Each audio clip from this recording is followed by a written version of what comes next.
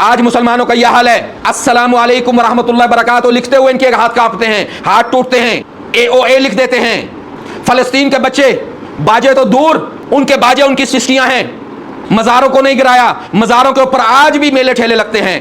تم نے میلے ٹھیلوں کو سپورٹ کیا، اور کیا تو مسجدوں کو گرانا شروع کر دیا۔ یہ جو آج ہم فرقوں میں بٹے ہوئے ہیں، جو آج ہم ایک دوسرے کی مسجدوں میں جانا پسند نہیں کرتے، اللہ کے سامنے جواب دینا ہوگا۔ الحمدللہ الحمدللہ رب العالمین، الصلاۃ والسلام علی رسول الامین والعاقبۃ للمتقین، اما بعد فاعوذ باللہ السمیع العلیم من الشیطان الرجیم من ہمزہ ونفخہ ونفثہ، بسم اللہ الرحمن الرحیم۔ سبحان الذی اسری بعبدہ لیلا من المسجد الحرام الی المسجد الاقصی الذی بارکنا حولہ لنریہ من آیاتنا انہ هو السمیع البصیر۔ رب اشرح لی صدری ویسر لی امری واحلل عقدۃ من لسانی یفقہوا قولی۔ پیارے دوستوں، بھائیوں، بہنوں، آپ سب کو اسلامی طریقے سے خوش آمدید کہتا ہوں۔ السلام علیکم ورحمۃ اللہ وبرکاتہ۔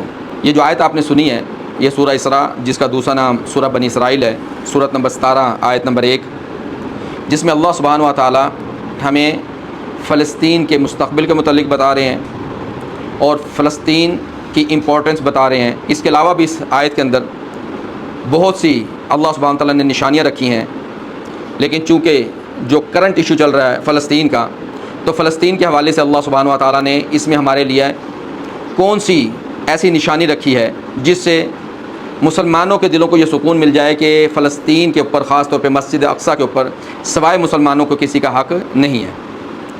اللہ سبحانہ و تعالیٰ کہتے ہیں سبحان، سبحان یعنی ایسی ہستی جو ہر عیب سے پاک ہے، اس میں کسی قسم کی کوئی کمی یا کوئی غلطی نہیں ہے، ہر عیب سے پاک ہے۔ سبحان الذی اسری بعبدہ لیلا، وہ پاک ذات جو اپنے بندے کو یعنی محمد رسول اللہ صلی اللہ علیہ وسلم کو رات کے ایک حصے میں مسجد حرام سے مسجد الاقصیٰ تک لے گئی۔ یہاں پہ سوال یہ پیدا ہوتا ہے کہ اللہ سبحانہ و تعالی محمد رسول اللہ صلی اللہ علیہ وسلم کو مسجد حرام یعنی مکہ سے، خانہ کعبہ سے مسجد الاقصیٰ تک یہ سفر کیوں کرایا؟ کیا صرف ایک سیر تھی کہ اللہ کے نبی صلی اللہ علیہ وسلم کو سیر کرائی جائے؟ جبکہ اللہ سبحانہ و تعالیٰ اپنے پیغام میں بہت صاف ہیں۔ اللہ سبحانہ و تعالیٰ سورہ انبیاء سورت نمبر 21 اور آیت نمبر 16 17 میں، پھر 18 بھی اس کی مزید تفصیل بیان کرتی ہے۔ اللہ سبحانہ و تعالیٰ کہتے ہیں وَمَا خَلَقْنَا السَّمَاءَ وَالْأَرْضَ وَمَا بَيْنَهُمَا لَاعِبِينَ، یہ جو ہم نے آسمان بنایا، زمین بنائی اور اس کے درمیان جو کچھ بھی ہے، یہ ہم نے کھیل کود نہیں بنایا، کھیل کود نہیں بنایا۔ وَلَوْ أَرَدْنَا أَن نَتَّخِذَ لَهْوًا، لہون ایسی چیز کو کہتے ہیں کہ جو آپ کو اصل مقصد سے دور کر دے، ایسی بات میں مشغول ہو جانا جو آپ کو اصل مقصد سے دور کر دے، اس کو کہتے ہیں لہون۔ اب اللہ سبحانہ تعالیٰ کیا کہہ رہے ہیں؟ لو اردنا ان نتخذ لہوا، اگر ہم نے ارادہ کرنا ہی تھا کسی لہو کام کے کرنے کا، جیسے کھیل کود یا کھیل تماشا بنانے کا یا بغیر مقصد کوئی کام کرنے کا، اگر ہم نے ارادہ کرنا ہی تھا، لَأَتَّخَذْنَاهُ مِن لَّدُنَا إِن كُنَّا فَاعِلِينَ، تو ہم اس میں سے کرتے جو ہمارے پاس ہے اگر ہم نے کچھ کرنا ہی ہوتا۔ اس کا مطلب کہ یہ جو سفر اللہ سبحانہ تعالیٰ نے محمد صلی اللہ علیہ وسلم کو کرایا، یہ بغیر مقصد کے نہیں کرایا۔ اب اس سفر میں ہوا کیا؟ محمد رسول اللہ صلی اللہ علیہ وسلم نے ہمیں بتایا کہ اللہ کے نبی صلی اللہ علیہ وسلم کو اللہ سبحانہ تعالیٰ نے مسجد حرام سے مسجد اقصیٰ تک لا کر پھر تمام انبیاء کی امامت کا شرف بخشا۔ اس کا مطلب کہ تمام انبیاء اس بات پر متفق کہ امامت اب محمد رسول اللہ صلی اللہ علیہ وسلم کو مل گئی ہے مسجد اقصیٰ کی۔ جیسے اللہ سبحانہ تعالیٰ نے محمد رسول اللہ صلی اللہ علیہ وسلم کو مسجد الحرام سے، مکہ سے مدینہ کا سفر کرایا، وہاں پہ مسجد بنی، امام کون ہوئے؟ محمد رسول اللہ صلی اللہ علیہ وسلم، اور آج تقریباً 1500 سال گزرنے کے بعد بھی اس کی امامت کسی دوسرے کے ہاتھ میں نہیں گئی سوائے اس کے جو محمد رسول اللہ صلی اللہ علیہ وسلم کو ماننے والا تھا۔ مسجد نبوی محمد رسول اللہ صلی اللہ علیہ وسلم کی امامت اور مسلمانوں کے ہاتھ میں امامت رہی اور رہے گی۔ اب جو مسجد الحرام ہے، جو پہلی مسجد، جو سب سے زیادہ مقدس مسجد جہاں پہ حج کیا جاتا ہے، اس کی بنیاد آدم علیہ الصلوۃ والسلام کے بعد جب وقت آیا تو ابراہیم اور اسماعیل علیہ الصلوۃ والسلام نے اس کی بنیادیں رکھی، چاہتے تو اسحاق علیہ الصلوۃ والسلام کو بھی شامل کر دیتے اللہ، لیکن اللہ سبحانہ و تعالیٰ نے مسجد الحرام کی جو تعمیر ہے وہ ابراہیم علیہ السلام اور ان کے بیٹے اسماعیل علیہ السلام کے ہاتھوں کرائی، جس لڑی میں محمد رسول اللہ صلی اللہ علیہ وسلم آتے ہیں۔ اس کا مطلب ہے کہ اسماعیل علیہ السلام کی لڑی کے علاوہ کسی کے ہاتھ میں وہاں کی امامت نہیں جائے گی، کیونکہ وہاں کے امام ابراہیم علیہ السلام اور ان کے بیٹے اسماعیل علیہ السلام۔ پھر کوئی بھی بیچ میں ایسا دور نہیں آیا کہ مسجد الحرام کی امامت کسی غیر اسماعیلی کو مل جائے، غیر ابراہیمی کو مل جائے، وہ محمد رسول اللہ صلی اللہ علیہ وسلم کے ہاتھ میں آئی، اور وہاں پہ بھی سوائے محمد صلی اللہ علیہ وسلم کے ماننے والوں کے کوئی دوسرا امامت اب نہیں کر سکتا۔ تیسری مسجد مسجد الاقصیٰ، وہاں پہ اللہ سبحانہ و تعالیٰ کس کو لے کے گئے؟ بنوائی کس سے؟ موسیٰ علیہ السلام نے نہیں بنائی، جس کے اوپر یہ یہودی اتنے کودتے ہیں۔ اس مسجد کو بنایا کس نے؟ داؤد علیہ السلام کے بیٹے سلیمان علیہ السلام نے۔ پھر اللہ سبحانہ و تعالیٰ نے ان کو آزمایا، ان کو ان کی غلطیاں بتائیں، ان کی کتابوں میں موجود جتنے انبیاء آئے محمد رسول اللہ صلی اللہ علیہ وسلم سے پہلے اور موسیٰ علیہ السلام کے بعد، ہر ایک نے ان کے اوپر لان تان کی۔ ایزیکیل میں تو یہاں تک آیا، جب اس کا باب 22 جب پڑھتے ہیں تو اس میں یہاں تک آیا کہ یہ جو بنی اسرائیل ہے یہ ہمارے لیے ایک میل کی مانند ہو گیا ہے، میں ان سب کو یروشلم میں جمع کر کے اپنی غضب کی آگ اس بھٹی میں پھونکوں گا جس میں ان سب کو جمع کروں گا، یعنی یروشلم بھٹی بنایا جائے گا، وہاں پہ اللہ سبحانہ تعالیٰ اپنے غضب کی آگ پھونکیں گے۔ یہ میں نہیں کہتا، یہ بائبل کہتی ہے، اور پھر ان سب کو بھسم کیا جائے گا، بھسم کیا جائے گا۔ اس لیے مسجد الاقصیٰ کی امامت جو محمد رسول اللہ صلی اللہ علیہ وسلم کروائی گئی، اس کا مطلب کہ محمد صلی اللہ علیہ وسلم کی امت ہی اس مسجد کی ذمہ داری سنبھالیں گے۔ اسی لیے محمد صلی اللہ علیہ وسلم کے بعد دوسرے خلیفہ جب آئے عمر رضی اللہ تعالیٰ عنہ، تو بغیر جنگ و جدل کے ہمارے جو بھائی عیسائی ہیں انہوں نے چابیاں لا کر عمر رضی اللہ تعالیٰ عنہ کے ہاتھ میں دے دی، جب ان کو پتہ چلا کہ یہ وہی عمر ہے جس کا تذکرہ ہمیں ہماری کتابوں میں ملتا ہے۔ کچھ لوگ کم علمی کی وجہ سے کہیں گے کہ یہ شخص عیسائیوں کو بھی اپنا بھائی کہتا ہے۔ بات تاکہ لمبی نہ ہو، احادیث اور قرآن کیا کہتا ہے؟ سورہ حجرات سورت نمبر 49 آیت نمبر 13، یا ایھا الناس انا خلقناکم من ذکر و انثی وجعلناکم شعوبا وقبائل۔ اے لوگو، یہ نہیں کہا کہ اے مسلمانوں، اے مکہ کے رہنے والوں، کیا کہا؟ اے لوگو، ہم نے تمہیں ایک مرد اور ایک عورت سے پیدا کیا۔ اس کا مطلب کہ ہم آپس میں بھائی ہیں، ہم آپس میں بھائی ہیں، بہن بھائی ہیں۔ اس روح سے ہمارے اندر جب تک یہ نفرت رہے گی، جب تک یہ تقسیم رہے گی، ہم دین کا کام نہیں کر سکتے۔ ہمیں دوسرے کی قبر کی فکر کرنی ہوگی، ورنہ ہماری قبر بھی محفوظ نہیں ہوگی۔ اب جب ہمیں یہ پتہ چل گیا کہ مسجد اقصیٰ بھی امپورٹنٹ ہے، مسجد حرام کی طرح، مسجد نبوی کی طرح، سب سے پہلے مسجد الحرام، پھر مسجد نبوی، پھر مسجد الاقصیٰ، اس کی امامت صرف مسلمانوں کے ہاتھ میں رہے گی، اس کی امامت صرف مسلمانوں کے ہاتھ میں رہے گی۔ یہ یہودی زیونسٹ، سارے یہودی نہیں، کیونکہ اللہ سبحانہ تعالیٰ کہتے ہیں منہم المؤمنون واکثرهم فاسقون، ان میں مومن بھی ہیں لیکن ان کی اکثریت وہ فاسق ہیں۔ ان کے اندر ایک عقیدہ ہے جو ان کے بڑوں کی طرف سے ان کو ملا، جنہوں نے اپنی ہاتھ سے کتابیں لکھی اور انہوں نے کہا کہ یہ اللہ کی طرف سے ہے۔ کیا ہے ان کا عقیدہ؟ کس عقیدے کے پر یہ لوگ کام کر رہے ہیں؟ ہر مسلمان کو پتہ ہونا چاہیے تاکہ سر اٹھا کے اللہ کے پیغام کو آگے پہنچائیں اور لوگوں کو یہ بتائیں ان الدین عند اللہ الاسلام، دین قانون بھی ہے، دین رہنے کا طریقہ بھی ہے، دین ہمارا وہ رہنے کا طریقہ اور وہ قانون کیا ہے؟ ان الدین عند اللہ الاسلام، ہمارا قانون، ہمارا رہنے کا طریقہ اللہ کے سامنے ایک ہی قابل قبول ہے، وہ ہے اسلام، وہ ہے اسلام۔ اسلام کا مطلب ہے امن حاصل کرنا اور امن دینا، اللہ کی خواہشات کے سامنے اپنی خواہشات کو قربان کرنے کے بعد۔ اب ہم دیکھتے ہیں کہ ان کے اندر یہ غلیظ عقیدہ جس کی وجہ سے انہوں نے فلسطینیوں کی جگہ چھین لی ان سے، باقی جتنے غیر یہودی ہیں ان کو پاگل بنانا، ان کو دھوکہ دینا، یہ ان کے پاس کہاں سے آیا؟ یہ ان کے بڑوں کی وراثت ہے جو ان کو ملی، جن کو دین بنا کے ان کے اندر ڈالا گیا۔ ان کی کتاب اولڈ ٹیسٹامنٹ، یہ پوری بائبل کو نہیں مانتے، صرف اولڈ ٹیسٹامنٹ، اور دوسری کتاب ان کی جو مقدس ہے وہ ہے تلمود شبت 32A، اس میں کیا لکھا ہے؟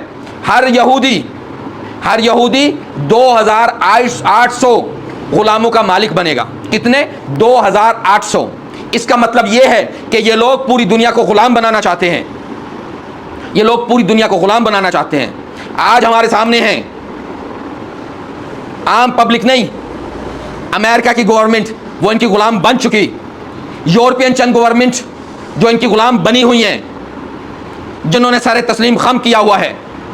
2800 غلاموں کا خواب دیکھتے ہیں. اس کا یہ مطلب نہیں کہ خواب دیکھتے ہیں تو ان کا خواب پورا ہوگا. واحد ریزسٹنس جو ان کے سامنے ہے وہ نام نہاد مسلمان نہیں، وہ اسلام ہے. اسلام سے ان کو خطرہ ہے کہ جب تک اسلام رہے گا ہمارے غلام ہمیں نہیں ملنے والے اور نہ ہی ان کو ملیں گے. اسلام اس دنیا کے اندر امن لینے کے لیے آیا ہے، غلامی کو ختم کرنے کے لیے آیا ہے. ان کا عقیدہ کہ صرف یہودیوں میں آپس میں بھائی چارہ ہے، یہ انسان ہیں، باقی لوگ، باقی دنیا کے لوگ ان کے بھائی نہیں ہیں. جبکہ اسلام کہتا ہے کہ تمام دنیا کے لوگ تمہارے بھائی ہیں. وہ یونیورسل برادرہڈ کو سپورٹ کرتا ہے، جبکہ یہ یہودیت یہ خاص طبقے کو اپنا بھائی مانتی ہے. کیا کہتا ہے بابا مسیح؟ یہ بھی تلمود ہے. بابا مسیح 61A وہ کیا کہتا ہے؟ نونے بینے دے روبارے ای فرتیلی، یہ صحیح نہیں ہے کہ تم اپنے بھائی سے کوئی چیز چھین لو، مگر یہ صحیح ہے کہ تم ایک غیر یہود سے اس کی چیز کو چھین لو. یہ تمہیں اجازت ہے. اور اجازت کس کی نہیں ہے کہ تم اپنے بھائی سے اس سے کوئی چیز چھین لو. دے روبارے یعنی ڈکیتی کر کے، اس سے زبردستی کر کے چھین لو. تو یہ آپس میں بھائی ہیں، یہودیوں کو ہی بھائی سمجھتے ہیں. اس کے علاوہ سب یہ ان کے دشمن ہیں، ان کے غلام ہیں، ان کو بھائی نہیں سمجھتے. اسی لیے اس عقیدے کے تحت انہوں نے باہر سے یہودیوں کو بلایا جو بدماش تھے، ٹیررسٹ تھے، ان کو بلایا، ان کو یہ آیتیں سنائیں کہ تمہیں غلام بھی ملیں گے اور تمہارے لیے ثواب کا کام ہے کہ ان سے ان کی جگہوں کو چھین لو. یہی وجہ ہے کہ پوری دنیا کے لیے تھریٹ بنا ہوا ہے یہ اسرائیل، پوری دنیا کے لیے تھریٹ بنا ہوا ہے. اور عیسائیوں کو یہ بات سمجھنی چاہیے، کتاب کو پڑھنا چاہیے. فرسٹ زوار اور اس کی فرسٹ زوار 160A فرسٹ زوار وہ کیا کہتا ہے کہ لیبرئی دیونو امبرولیارے کرسٹیانی، کہ جو عبرئی ہیں، جو یہودی ہیں، یہ دھوکہ دیں. حق ہے ان کا دھوکہ دینا کن کو؟ عیسائیوں کو. یہ میں نہیں کہتا، یہ ان کی ریلیجیس کتاب کہتی ہے، یہ ان کی مقدس کتاب کہتی ہے، جس کو یہ اولڈ ٹیسٹمنٹ کے بعد یعنی زبور، انجیل کو نہیں مانتے، تورات اور زبور اور باقی انبیاء کے جو صحیفے ہیں ان کے بعد جو ان کی مقدس کتاب ہے وہ یہ تلمود ہے. یہ تلمود ہے. آج مسلمان اپنی غفلت میں شیطان کی سازشوں میں ایسا پھنسا ہوا ہے. ابھی 14 اگست گزرا، میرے نبی محمد صلی اللہ علیہ وسلم کو مکے سے ہجرت کرنا پڑی، طائف میں پتھر کھانے پڑے. پھر وقت آیا کہ اللہ نے مکہ فتح کرا دیا. اس سے بڑی خوشی کی بات کوئی نہیں تھی. مشرکوں سے آزادی ملی، شرک سے آزادی ملی، بتوں سے آزادی ملی. لیکن میرے نبی نے کوئی دن مختص نہیں کیا کہ اس دن ہم نے فتح مکہ کیا، اس دن مکہ والوں کو آزادی ملی. نہ تو مکہ والوں نے اس دن کو خاص کیا، نہ ہی محمد رسول اللہ صلی اللہ علیہ وسلم نے اس دن کو خاص کیا، نہ ہی مدینہ والوں نے خاص کیا. ہم نے بدر میں کامیابی لی، کوئی دن خاص نہیں ہوا. سب سے بڑا دن اگر کوئی خاص ہو سکتا تھا، جس کی خواہش یہودیوں نے کی تھی کہ کاش یہ ہمیں ملتا تو ہم اسے اپنا عید کا دن بنا لیتے. الیوم اکملت لکم دینکم، آج ہم نے تمہارے لیے تمہارا دین مکمل کر دیا، تمہارا قانون مکمل کر دیا، تمہارے رہنے کے طریقے کو مکمل کر دیا. لیکن محمد صلی اللہ علیہ وسلم نے اس کو بھی کوئی عید کا دن نہیں بنایا، کوئی جشن کا دن نہیں بنایا، کوئی پرچم ایسا نہیں آیا جس کو سلامی دی جائے. وجہ کیا تھی؟ وجہ یہ کہ ابھی دین کا کام مکمل نہیں ہوا. دین کا کام مکمل نہیں ہوا. اللہ نے ایک ٹاسک دی ہے ہمیں ایک مقصد دیا ہے، اور اس مقصد کو اللہ سبحانہ تعالیٰ نے قرآن میں کم از کم 3 مقاموں پر بالکل واضح کر کے بیان کیا. سورہ توبہ سورت نمبر 9 آیت نمبر 33، سورہ فتح سورت نمبر 48 آیت نمبر 28، سورہ صف سورت نمبر 61 اور آیت نمبر 9. والذی ارسل رسولہ بالہدی ودین الحق لیظہرہ علی الدین کلہ، وہی ہے جس نے اپنے رسول کو حق دے کر بھیجا، حق کے ساتھ بھیجا کہ اس دین کو تمام ادیان کے اوپر غالب کر دے، اس قانون کو تمام قانون کے اوپر غالب کر دے، اس رہنے کے طریقے کو تمام رہنوں کے طریقے جو ہیں تمام رہنے کے طریقوں کے اوپر غالب کر دے. یہ ابھی باقی ہے کام، یہ جشن کا وقت نہیں ہے. میرے نبی صلی اللہ علیہ وسلم نے مکہ فتح کیا تو حکم دیا، علی رضی اللہ تعالیٰ عنہ کو بھیجا، باقی اصحاب رسول کو بھیجا کہ کوئی پکی قبر نظر آئے، کوئی اونچی قبر نظر آئے اس کو برابر کر دینا. ہم نے کیا کیا پاکستان میں؟ قبروں کو برابر نہیں کیا، مزاروں کو نہیں گرایا. مزاروں کے اوپر آج بھی میلے ٹھیلے لگتے ہیں. میری نبی سے ایک میلہ ٹھیلا بتا دو. ابراہیم علیہ السلام جد الانبیاء موجود تھے، ان کے دور میں کوئی ایسا میلہ ٹھیلا ہوا ہو. اسحاق و اسماعیل علیہ السلام آئے، ان کے دور میں کوئی میلہ ٹھیلا ہو. کتنے ہی انبیاء آئے. اٹھاؤ تورات، اٹھاؤ زبور، اٹھاؤ انجیل، اٹھاؤ آخری کتاب قرآن کو، کہیں تو کوئی ایسا عقیدہ مل جائے کہ قبروں کو پکی کرنا. تورات نے بھی مخالفت کی، زبور نے بھی مخالفت کی، انجیل نے بھی مخالفت کی. ابھی وقت نہیں ہے کہ ویڈیو لمبی نہ ہو جائے، کیونکہ آج کل یہ فیشن چلا ہوا ہے، 5 منٹ سے زیادہ کی ویڈیو دیکھنا نہیں چاہتے، علم نہیں لینا چاہتے. ہم نے دیکھ لی، آگے سے آگے جانا چاہتے ہیں. آج مسلمانوں کا یہ حال ہے. السلام علیکم ورحمۃ اللہ وبرکاتہ لکھتے ہوئے ان کے ہاتھ کانپتے ہیں، ہاتھ ٹوٹتے ہیں.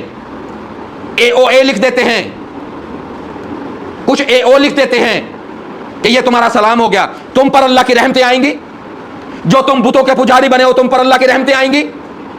مزاروں کے اوپر جاتے ہو، سجدہ کرتے ہو، تم پر اللہ کی رحمتیں آئیں گی. میرے نبی نے کہا تھا کہ مزاروں کو پسپا کر دو. میرے نبی نے کہا تھا کہ اونچی قبر کو نیچا کر دو، زمین کے برابر کر دو، پکی قبر کو مٹا دو، کچی قبر ہوگی. تم نے وہ کام تو نہ کیا. تم نے میلے ٹھیلوں کو سپورٹ کیا، اور کیا تو مسجدوں کو گرانا شروع کر دیا. اور کیا کہا کہ یہ مسجدیں غیر قانونی ہیں. یہ مسجدیں، یہاں تک خبر آئی کہ 50 مسجدوں کو شہید کرنا ہے.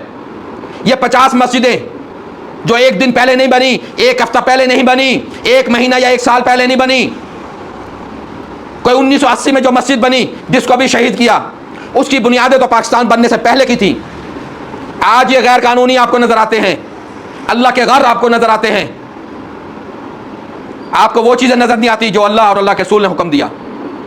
ہم نے ایک بنیاد محسوس کیا، ابھی تک اس کی خوشی نہیں جاری. کوئی ایک چپا تو دکھاؤ جس کے اوپر تم نے اللہ کا قانون نافذ کیا ہو. باتیں کڑوی ہیں. نہیں چاہیے ہمیں ایسی جشن آزادی کہ ابھی دین کا کام مکمل نہیں ہوا. تم نے ایک چھوٹے سے خطے کے اندر صرف یہ نعرہ لگایا پاکستان کا مطلب کیا، لا الہ الا اللہ، اور پوری دنیا کو بھول گئے. فلسطین کے بچے باجے تو دور، ان کے باجے ان کی سسکیاں ہیں، ان کے باجے ان کی آہیں ہیں، ان کے باجے ان کی منہ سے نکلتی وہ بد دعائیں ہیں جو مسلمانوں کے خلاف ہو رہی ہیں. تم نے جھنڈا بلند کیا، انہوں نے ہاتھ بلند کیے کہ یا اللہ ان کو سزا دینا، یا اللہ ہم نبی محمد صلی اللہ علیہ وسلم کے سامنے جا کے شکایت کریں گے. اس بچے کو کیسے بھول گئے جو اپنی ماں کے ٹکڑوں کو اکٹھا کر رہا تھا. تم نے جھنڈے بلند کیے، تم نے تحفے تحائف بانٹے. اس بچوں کو کیسے بھول گئے، ان مایوں کو کیسے بھول گئے جن کی گودیں اجڑ گئی. وہ باپ جو اپنے بچوں کو اپنے آنکھوں کے سامنے قتل ہوتا دیکھتا ہے، وہ بچہ جو اپنے باپ کے دھجیاں اڑتے ہوئے دیکھتا ہے، وہ بچے جنہوں نے ریپ ہوتے دیکھے اپنی ماں کے، وہ بچے جنہوں نے دھجیاں اڑتے ہوئے دیکھے اپنے ماں باپ کے. تم آج بنیاد مرصوص لے کر بیٹھے ہوئے ہو. اللہ نے تو کہا تھا اس دین کو غالب کرنا، تم نے اپنے نیشنلزم کو غالب کیا. آج جشن آزادی مناتے ہو. ان معصوم کی قبروں کے اوپر جا کر دیکھو جن کو کوئی قبر نصیب نہیں ہوئی. لوگ کہتے ہیں 60,000. یہ 60,000 کی فگر نہیں، 70,000 کی فگر نہیں، یہ امت مسلمہ کی فگر ہے. کتنے ہی بچے، کتنے ہی مائیں جو بھی حاملہ تھیں، کتنے بچے جنہوں نے ابھی پوری طرح آنکھ نہیں کھولی تھی اور وہ ملبے کے نیچے دبے ہوئے ہیں. ان کو پتا ہے کہ کوئی ایسا مسلمان لیڈر نہیں جو اٹھے گا. جن کے لیے کہتے ہیں جی بڑا یورپ کے اندر حقوق خود ارادیت ہے، عورتوں کے حقوق کی بات کی جاتی ہے. آج کی حکومتیں یہ حقوق خود ارادیت یا عورتوں اور بچوں کے حقوق کی بات نہیں کرتی. انہوں نے اپنا ماتھا ٹیکا ہے اس نتنیاہو کے سامنے. وہ ٹرمپ ہو یا بائیڈن ہو، اوباما ہو، وہ کوئی بھی ہو، وہ یورپین کوئی بھی حکومت ہو، الا من رحم اللہ، اللہ ان کو ہدایت دے دے، حق کی ہدایت دے دے، جنہوں نے فلسطینیوں کے لیے آواز اٹھائی. جیسے یہ اٹلی ہے یا جرمنی ہے یا یہ امریکہ ہے جہاں پہ بڑی حقوق کی بات ہوتی تھی. آج کہاں گئے وہ حقوق؟ عورتوں کے حقوق، بچوں کے حقوق. اور سب سے بڑی بات تو ان مسلمانوں کو لے کر کرنی پڑتی ہے کہ اللہ نے تو کہا تھا هو الذی ارسل رسولہ بالہدی ودین الحق لیظہرہ علی الدین کلہ. وہی ہے جس نے اپنے رسول کو بھیجا حق کے ساتھ، دین الحق کے ساتھ، کہ اس دین کو غالب کر دے باقی تمام ادیان کے اوپر. ہم نے سمجھا ہمارا کام مکمل ہو گیا، پاکستان بن گیا، بس اس خطے کی حفاظت کرنی ہے. اللہ کے سامنے جواب دینا ہوگا، اللہ کے سامنے جواب دینا ہوگا. یہ جو آج ہم فرقوں میں بٹے ہوئے ہیں، جو آج ہم ایک دوسرے کی مسجدوں میں جانا پسند نہیں کرتے، جو آج ہمارے منہوں سے نکلتا ہے جو ہم کیسے مقابلہ کر سکتے ہیں. ان کے پاس ٹیکنالوجی ہے. اللہ کے بندو تمہارے پاس قرآن ہے، تمہارے پاس اللہ کا بھیجا ہوا دین ہے، تمہارے پاس محمد صلی اللہ علیہ وسلم کی سیرت ہے. یہ ٹیکنالوجی کام نہیں کرے گی، یہ زیادتی کام نہیں کرے گی. کام کرے گی تو تمہاری عقیدت جو تمہارے دین کے ساتھ ہوگی، تمہاری عقیدت جو اللہ اور اللہ کے رسول کے ساتھ ہوگی. اللہ سے دعا کرتے ہیں کہ ربنا لا تزغ قلوبنا بعد اذ ہدیتنا وہب لنا من لدنک رحمہ انک انت الوہاب. اے اللہ ہمارے دلوں کو ٹیڑھا مت کرنا اس کے بعد کہ تو نے ہدایت دے دی. وہب لنا من لدنک رحمہ انک انت الوہاب، اور تو ہمیں اپنی طرف سے رحمت عطا فرما، اے تو ہی دینے والا ہے. اقول قولی ھذا واستغفر لی ولکم.